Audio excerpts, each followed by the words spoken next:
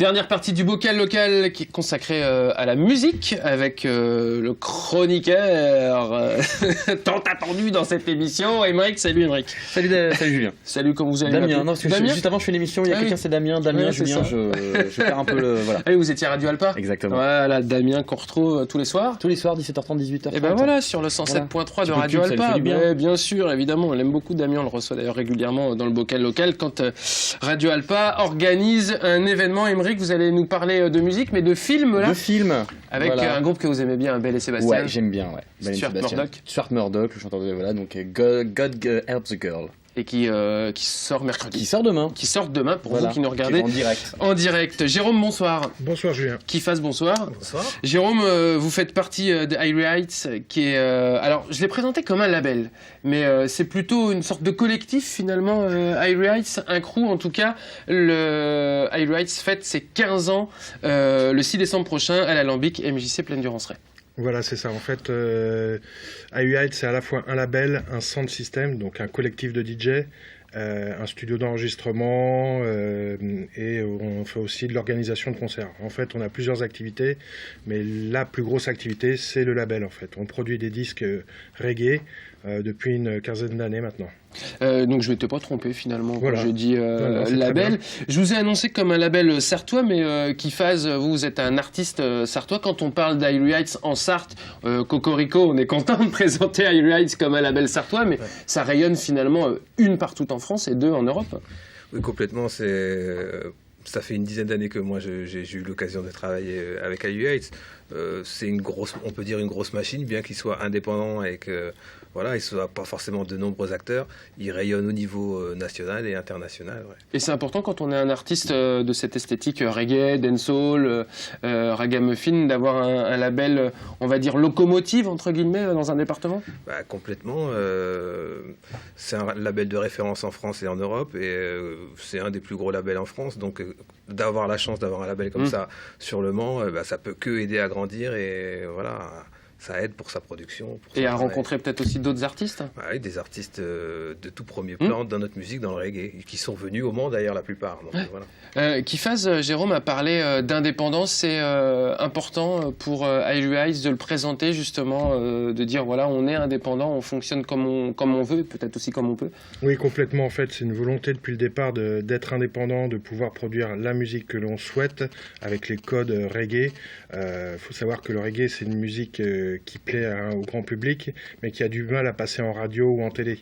Donc, d'où cette indépendance pour garder l'identité que l'on a depuis le départ. En fait. Et pourquoi ça a du mal à passer encore en radio, en télé ? Je pense que c'est une question de code et d'impression en fait, de cette musique, avec tous les clichés qui vont avec, malheureusement, qui l'empêchent d'être montré au grand public en fait. Alors évidemment, et moi je vais faire encore la référence tarte à la crème, mais qui dit reggae dit évidemment Bob Marley. J'imagine qu'aujourd'hui, et vous Kifas, vous avez envie de dire non mais c'est bon quoi. Il n'y a pas que Bob Marley. Il n'y a pas que Bob Marley et on a fait plein d'autres choses depuis.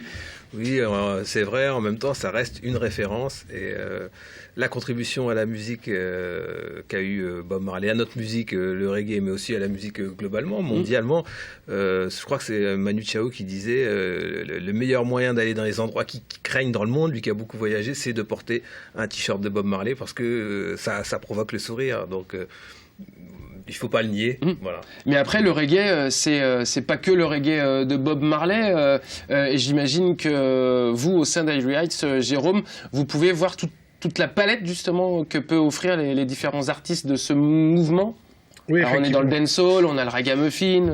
Effectivement, en fait, c'est une musique qui existe depuis les années 60. Donc, années 60, 70, 80, 90, ça fait quand même 50 ans que ça existe.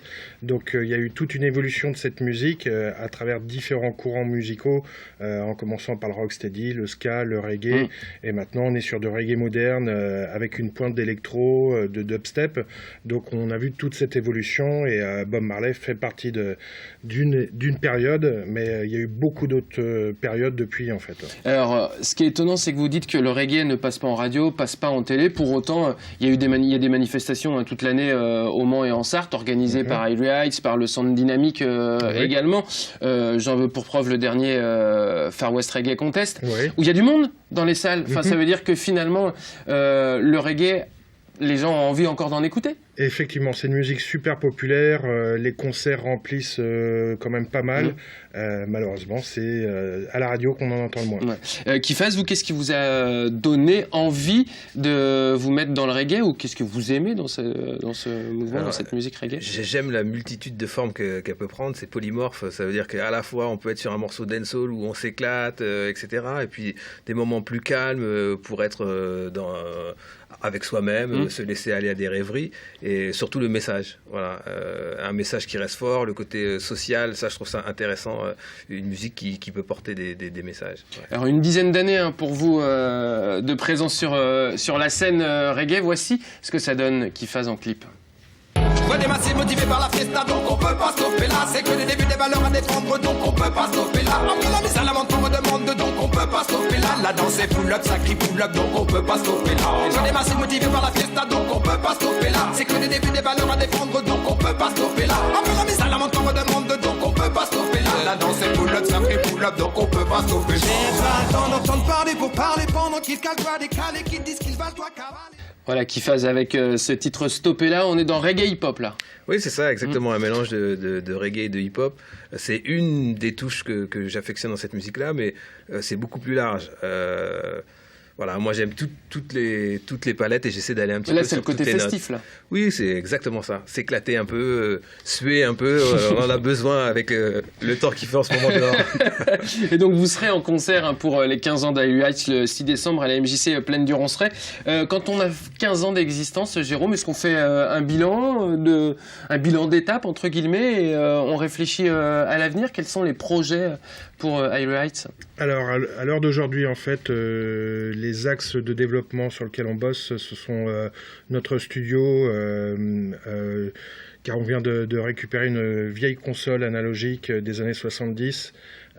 Donc maintenant on commence à mixer nos projets chez nous en fait, et on va développer des prestations de services sur tout ce qui est mix, et on ouvre aussi une agence de booking, donc recherche de dates pour différents artistes, dont Kifaz bien entendu, mais aussi des artistes internationaux assez connus comme Chezidek.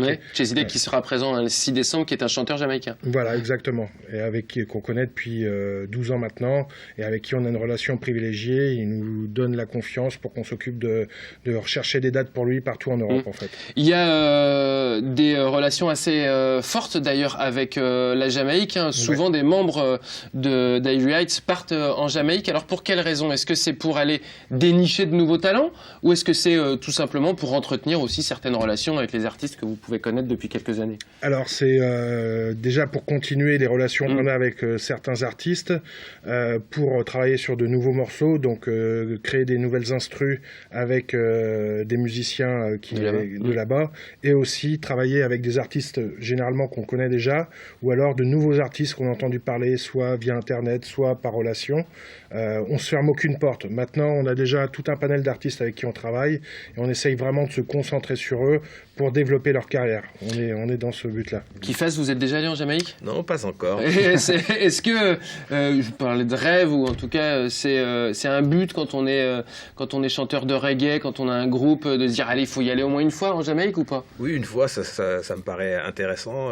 Moi, ma spécificité, c'est que je fais du reggae en français, et je milite pour ça. La belle langue, la langue de Molière. Pourquoi c'est important pour vous? Vous avez envie que les gens vous comprennent? Voilà, pour la lisibilité et l'accessibilité du message, parce que c'est ce que je disais tout à l'heure, c'est une des choses qui me fait affectionner cette musique-là, c'est qu'on peut véhiculer des choses. Et c'est pour ça aussi que j'avais aimé le hip-hop avant. Et puis, il y a eu un tournant fin des années 90 où c'est devenu un petit peu plus délicat d'être dans la revendication ou dans des choses sociales ou des choses sérieuses. Et du coup, c'est là que j'ai eu envie de me tourner plus vers le reggae. Et donc, c'est ça qui me plaît. Donc, on est en France. eh ben, la plupart parlent français. Et ça a été, on va dire, difficile justement quand on fait du reggae de chanter en français. Il y a eu des barrières ou pas? De dire non mais attends, le reggae c'est soit en anglais, soit en patois jamaïcain. Parfois oui, il y a disons qu'il y a des acteurs qui promotionnent plus le reggae en anglais ou en jamaïcain, mais après quand on amène de la qualité au niveau des textes et artistiquement, je dirais qu'on finit par être accepté par le plus grand nombre. Ça a été le cas d'ailleurs avec Ayu Yates. Au début, il ne promotionnait pas du tout le reggae en français. C'était pas notre rayon à la base, mais effectivement, on sait apprécier aussi le talent et il n'y a pas que le reggae chanté en anglais ou en patois qui peut être intéressant. Le reggae français, il y a de très très bons artistes. Régalement. Le reggae allemand aussi. Bob Marley est mort en Allemagne d'ailleurs. Pour refaire une référence à Bob Marley. C'est vrai? Oui, c'est vrai. Ah, d'accord. Oui, il est mort en Allemagne, me semble-t-il, à Berlin ou à Munich, je ne sais plus. Désolé d'avoir plombé l'ambiance. Bob Marley est mort? Oui, c'est vrai. Jérôme Kiffaz, sans être péjoratif, vous êtes un peu le tonton Kiffaz dans la scène reggae sartoise avec le sound dynamique. Mais il y a aussi des jeunes pousses, et notamment Junior Yellam, qu'on a reçu régulièrement sur ce plateau. Ça aussi, c'est une vraie volonté du label, c'est de pousser aussi la jeune génération. Effectivement, on a toujours voulu développer de nouveaux artistes et avec Junior Yellam, on sent vraiment quelque chose comme quoi on peut le faire monter très très haut. Il y a énormément de demandes autour de lui, que ce soit en termes de concerts ou de production, ou alors même les médias qui sont vraiment derrière lui. Donc on sent qu'il y a un vrai potentiel et c'est pour ça qu'on prépare un album pour lui pour l'année 2015 en fait. Avec une formation son de système ou alors une formation avec un groupe aussi, ça aussi c'est la dimension malléable des différents projets reggae. Vous êtes accompagné de musiciens sur scène, vous Kiffaz? Oui, ça arrive selon les demandes et selon les projets. Oui, je collabore avec des musiciens. Et vous avez déjà collaboré d'ailleurs avec Junior Yellam, avec les membres du Sound Dynamique aussi dans le Reggae All Star qui clôture le Far West Reggae Contest. Il n'y a pas de concurrence finalement dans tout ça, il y a plus que c'est juste des amis. C'est plus une histoire d'affinité, d'amitié. On est comme des collègues de travail en fait. Et on adore se retrouver tous ensemble et partager ça. C'est des bons moments. C'est assez communicatif d'ailleurs. Il n'y a que pour le Far West Reggae Contest qu'on aura l'occasion de vous voir en formation All Star ou quoi? Avis à tous les promoteurs. Franchement, c'est un concept génial où la plupart des artistes de reggae du Mans se retrouvent. Donc ouais, moi je dis qu'il faudrait développer ça. Ok, très bien. Donc Kiffaz, Junior Yellam et Chezidek seront en concert le 6 décembre à la Alambic MJC Plaine du Ronceret dans le cadre des 15 ans d'Airy Heights. On se retrouvera peut-être pas ici forcément Jérôme, mais en tout cas dans 15 ans, longue vie à Airy Heights. Félicitations en tout cas pour tout le travail que vous faites tout au long de l'année avec notamment les groupes locaux.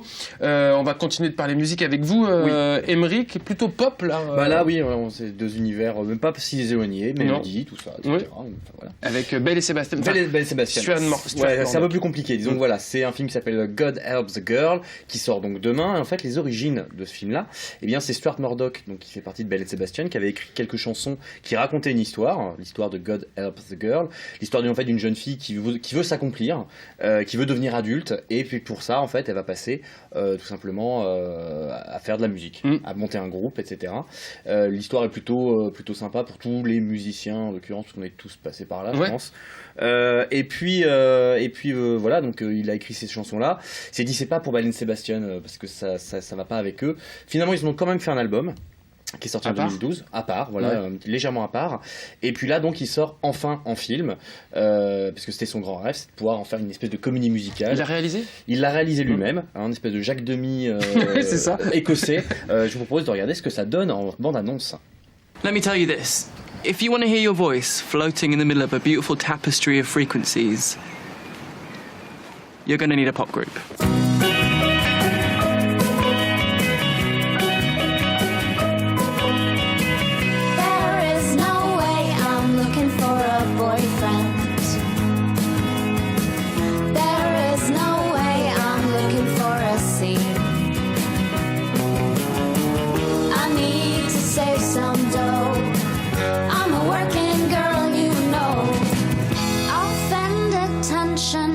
I keep to myself. Well, you have been warned, I'm born to be contrary.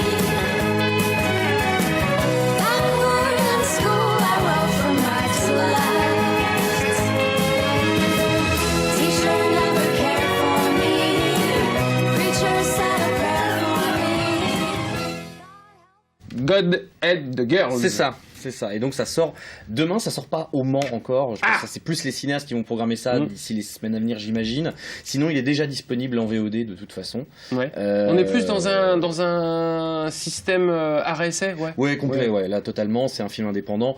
Festival de Sundance, où il a été récompensé. C'est le festival mondial maintenant du film indépendant. Et en l'occurrence, voilà. Donc, film qui peut être sympa comme tout, un petit peu sucré, un petit peu sympa, enfin, un genre qui fait plaisir. Les critiques sont pas formidables, mais je pense que voilà, faut vraiment le prendre pour ce que c'est. C'est-à-dire le film qui fait du bien, un petit peu sympa avec de la bonne musique dans les oreilles. Moi, c'est ce que j'allais dire. Au pire, on ferme les yeux, on écoute la musique. Voilà, vraiment au pire. Voilà, c'est ça exactement. Je pense si on n'en attend pas grand-chose, on ne sera pas déçu. Ouais, très bien.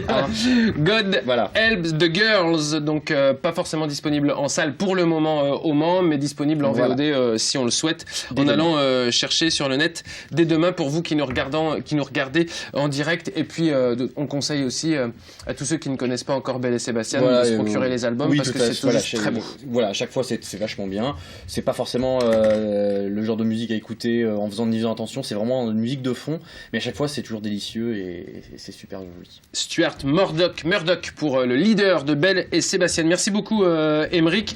High Heights fête ses 15 ans le 6 décembre à l'Alambic MJC Plaine du Ronceret avec Junior Yelam, avec Chezidek et Kifaz qui est en plateau avec nous. Kifaz, vous préparez un nouvel album d'ailleurs. Oui, ça fait 2 ans qu'on travaille activement et puis on n'est pas loin de la fin. Donc, voilà. 2 ans, c'est long pour préparer un album. Ouais. Oui, il faut du temps. C'est souvent le temps pour faire un album. C'est difficile de le faire en beaucoup moins de temps pour bien le préparer, travailler tous les morceaux, après les enregistrer, les mixer, faire les clips et faire tout ce qui va avec. Entre le début de l'idée de l'album et la sortie finale, 2 ans, c'est une moyenne. Et ça sortira quand alors ? On va dire 2015. Avec High Heights. Oui, avec High Heights, c'est une collaboration, High Heights et puis moi-même. Voilà. Très bien, vous reviendrez dans le bocal local pour nous le présenter. Sans problème, avec plaisir. Merci beaucoup en tout cas Kifaz d'être venu. Merci à vous Jérôme. High Heights le 6 décembre, fête ses 15 ans à l'Alambic, à la MJC, Plaine du Ronceret. Émeric, on se retrouve d'ici une quinzaine de jours. Oui, probablement. Voilà, le 17. Ouais, ça doit être ça. C'est ça, il n'y a pas d'émission le 29 en plus. Oui, le 22. Le 24. Le 22, 22 non plus. Ouais. Pas d'émission pendant les fêtes de fin d'année. Voilà. Allez, on se retrouve mardi prochain. Ciao.